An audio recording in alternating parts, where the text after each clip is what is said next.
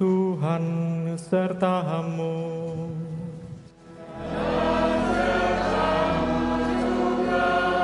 Inilah Injil suci menurut Santo Matius.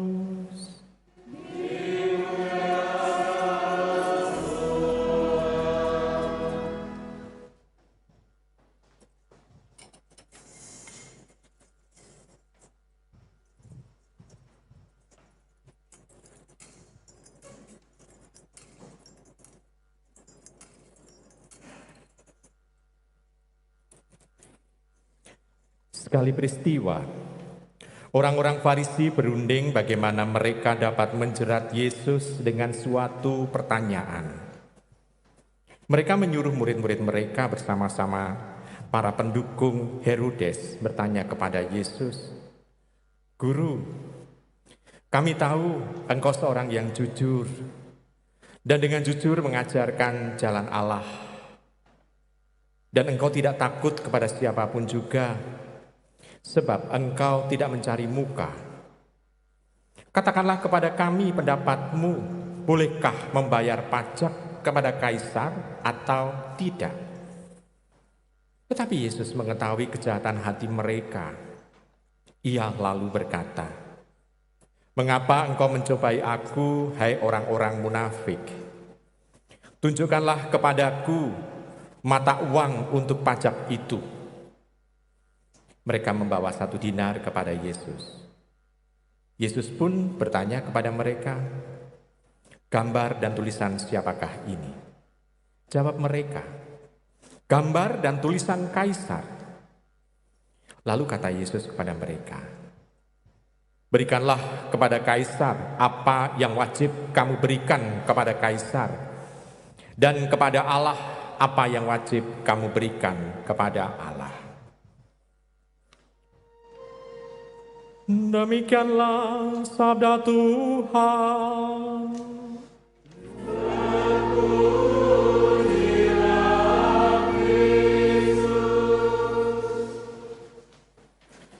Ibu, Bapak, saudari-saudara terkasih dalam Yesus Tuhan, merdeka.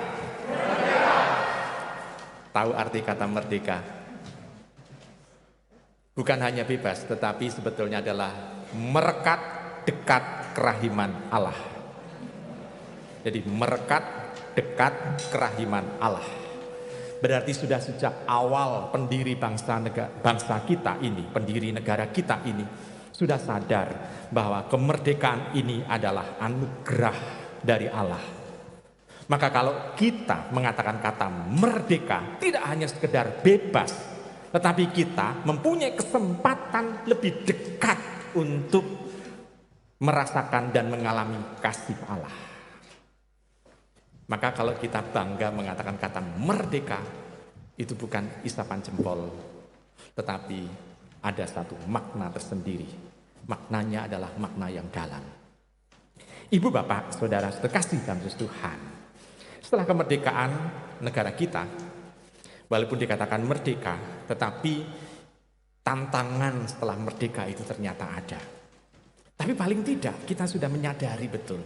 Setelah merdeka, para kaum muda setelah itu lalu cancut taliwondo, artinya tidak istilahnya itu menunggu lama, dia langsung untuk menentukan ke arah mana negara ini mau berjalan. Mereka menentukan dasar negara. Mereka menentukan hari berikutnya, ya, mereka menentukan apa yang harus dilakukan oleh bangsa kita. Ibu, Bapak, saudara-saudari yang terkasih dalam Tuhan, kita tahu mereka langsung menggunakan istilahnya itu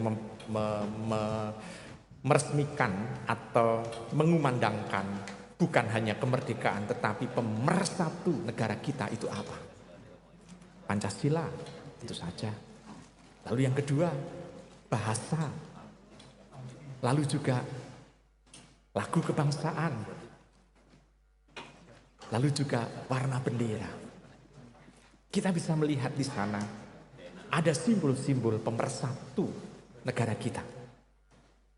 Walaupun kita tahu dalam perkembangan selanjutnya banyak yang melecehkan, tetapi kalau kita sadar bahwa kita adalah orang Indonesia, maka kita harus membawa itu semua dalam satu jiwa kita. Apakah kemerdekaan itu tidak sesuai dengan iman kita? Sangat sesuai. Karena kemerdekaan berarti semua manusia mempunyai martabat yang sama. Lalu yang kedua, melalui kemerdekaan, hak-hak asasi manusia itu dipandang dengan lebih cermat lagi. Lalu berikutnya, setiap manusia mempunyai hak untuk melakukan kebaikan. Ibu, bapak, saudara-saudara terkasih, jadi merdeka sudah disadari bukan tindakan semena-mena, tetapi justru penghormatan kepada yang lain dengan simbol Bhinneka Tunggal Ika. Berarti dengan kemerdekaan dan dengan Pancasila, istilah mayoritas, minoritas tidak pernah ada sebetulnya. Bukan hanya itu, pribumi dan non-pri tidak ada. Yang ada adalah dia WNI atau tidak. Yang ada adalah itu sebetulnya. Maka kalau kita bisa melihat, kalau ada orang menyuarakan, oh kami minoritas, oh kami mayoritas, itu berarti ada tanda orang mau untuk menginjak-injak martabat yang lain. Dan di situ kita disadarkan kembali bahwa pendiri bangsa kita itu sungguh-sungguh sadar akan kesamaan martabat. Martabat di depan Allah dan martabat di depan hukum. Lalu yang kedua, kita bisa melihat sejarah dalam sejarah gereja Indonesia. Pada waktu gereja itu bertumbuh, berkembang, seolah-olah lepas dari bantuan dari Belanda, karena dengan kemerdekaan berarti kita bisa melihat seolah-olah ini lepas dengan Belanda, dengan negara penjajah. Lalu gereja mulai disadarkan harus mandiri pula. Monsinyur Sugio itu sadar betul akan hal itu. Pada waktu ibu kota negara dipindah ke Jogja, Monsinyur Sugio berani meninggalkan gereja katedral, lalu hidup di Jogja. Untuk bersolidaritas, untuk melihat posisi gereja Katolik itu ada di mana. Gereja Katolik itu ada di dalam NKRI. Maka gereja Katolik pada awalnya tidak pernah menjadi gereja Belanda. Walaupun romo-romonya banyak yang jadi Belanda. Tetapi toh gereja Katolik itu ada dalam posisi gereja Indonesia. Maka Monsinyur Sugio itu bertempat tinggal di Yogyakarta. Dan dia memilih bukan di Kidologi yang di gereja yang banyak umatnya warga Belanda. Tetapi di Bintaran. Gereja yang banyak orang-orang penduduk asli Indonesia. Nah, ibu, bapak, saudara-saudara terkasih, ini posisi gereja sudah sejak awal begitu. Dan kemandirian gereja pun ditampakkan, yaitu mulai gereja harus memikirkan masa depan. Monsinyur Sugio membuat seminari, Monsinyur Sugio membuat satu situasi di mana paroki-paroki harus mandiri, walaupun nanti itu diwujud nyatakan itu pada saat Kardinal Justinus Darmo Yuwono.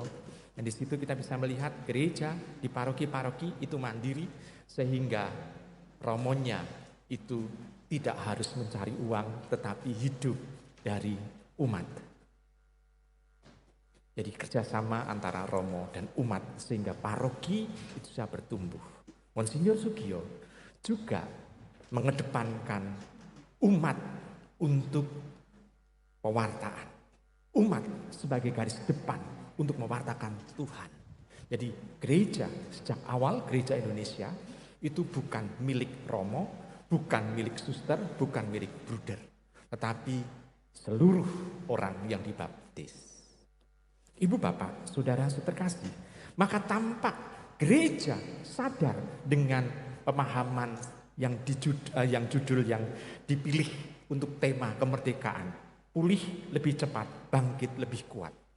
Karena gereja sadar bahwa hanya dari dalam bangsa kita sendiri, dari dalam rakyat kita sendiri, umat kita sendiri, kita yang bisa menumbuh kembangkan diri kita, membangkitkan diri kita.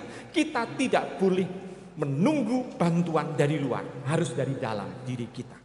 Seperti pada saat bangsa kita merebut kemerdekaan, bukan pemberian dari negara lain, tetapi ini adalah bulat tekad dari negara kita, bangsa kita. Maka tidak menjadi hal yang sulit sebetulnya bagi bangsa kita untuk mewujudkan pulih lebih cepat, bangkit lebih kuat. Karena itu kita sudah terbiasa semenjak dulu kita dimerdekakan oleh Allah. Kalau ditanya dimerdekakan oleh Allah, bukan oleh bangsa lain, maka kita tahu bahwa merdeka itu berarti merekat dekat kerahiman Allah. Ibu bapak, saudara-saudara yang terkasih, bacaan Injil di sini menampakkan kepada kita sesuatu. Kita tidak boleh memisah-misahkan tentang hidup rohani dan hidup duniawi, dipisahkan begitu, tidak. Tetapi dalam kehidupan baik di dunia ini, dalam kehidupan bermasyarakat dan bernegara, kita tetap membawa Tuhan dalam kehidupan ini. Maka Monsinyur Sugio itu menuliskan kita 100% Katolik dan sekaligus 100% Indonesia. Kita adalah warga negara Indonesia dan sekaligus warga negara surgawi. Itu yang mau ditekankan oleh Monsinyur Sugio. Maka kita yang mendapatkan warisan itu harus menumbuh kembangkan. Kita 100% Indonesia berarti warga negara Indonesia, luar dalam. Dan kita 100% Katolik berarti kita warga negara surgawi. Maka kita harus mampu untuk itu. Walaupun tantangannya adalah zaman sekarang adalah kita seolah-olah di istilah kemasyarakatan menjadi citizen, lalu di dunia maya menjadi netizen dan citizen. Itu tetap harus memperlihatkan bahwa kita adalah 100% Katolik dan 100% Indonesia. Dengan seperti itu, kita semakin bisa mewujudkan kemerdekaan sejati. Tidak hanya isapan jempol, tetapi adalah perwujud nyataan dalam diri kita untuk melakukan tindakan yang baik secara nyata. Selamat merenungkan.